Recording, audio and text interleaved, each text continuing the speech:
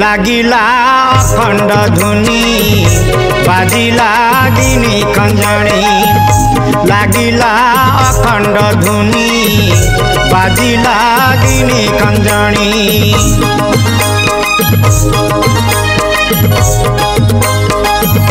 लागिला अखण्ड धुनी बाजिला गिनी खंजणी लागिला अखण्ड धुनी बाजिला गिनी खंजणी नाग मेला पाई सज होइलाणी नाग मेला पाई सज होइलाणी जगत भगत ठुल हेलेणी लागिला अखण्ड धुनी बाजिला गिनी खंजणी लागिला अखण्ड धुनी बाजिला गिनी खंजणी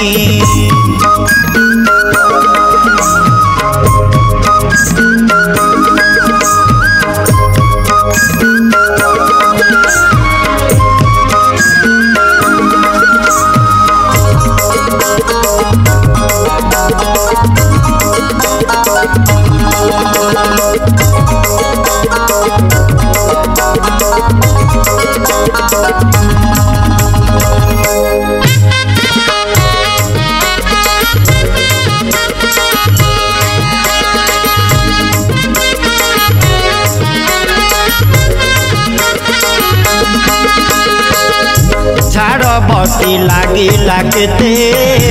अखण्ड ज्योति सहिते झाड़ बती लागी लागते अखण्ड ज्योति सहिते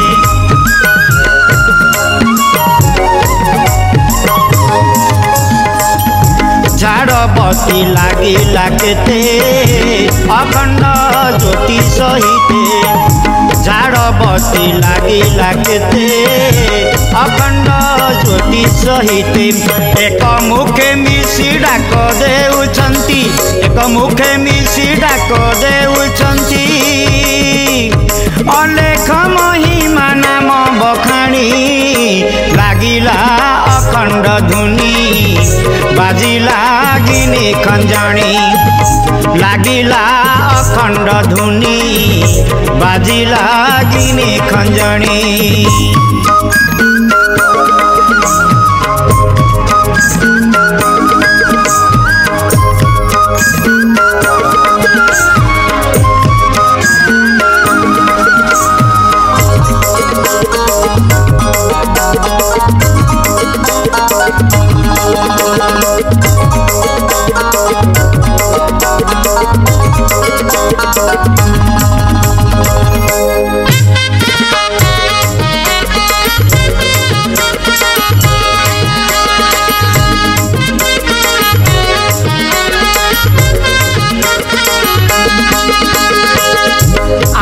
गुरु आस मंडपे डाक देउछन्ति भगते आस गुरु आस मंडपे डाक देउछन्ति भगते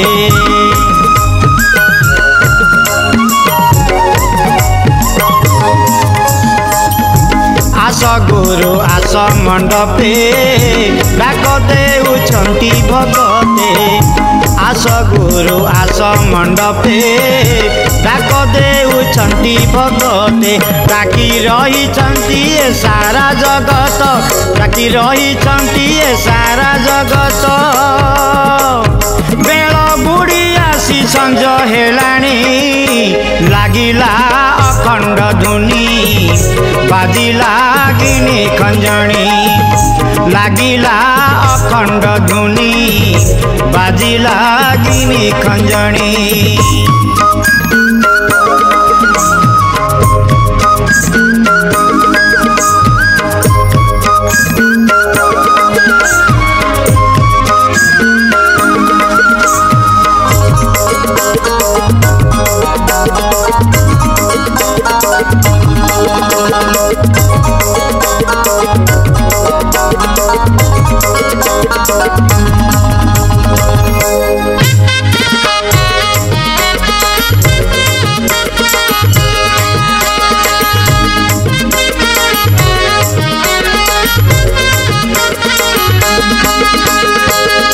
महिमा अलेख डाकरे तिनी पुर दिग उछुड़े महिमा अलेख डाकरे तिनी पुर दिग उछुड़े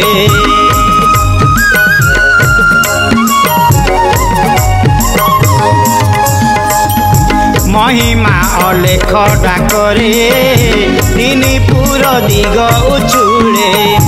महिमा अलेख डाकरे तिनी पुर दिग उछुड़े कही गुरु महिमा गोसाई कही गुरु महिमा गोसाई माघ मेला कर मिसी भाई भौणी लागिला अखंड धुनी बाजिला गिनी खंजणी लागिला अखंड धुनी बाजिला गिनी खंजणी माघ मेला पाई सज होइलाणी माघ मेला पाई सज होइलाणी जगत भगत ठुल हेलेणी लागिला अखंड धुनी बाजिला गिनी खंजणी लागिला अखंड धुनी बाजिला गिनी खंजणी लागिला अखंड धुनी बाजिला गिनी खंजणी लागिला अखंड धुनी बाजिला गिनी खंजणी।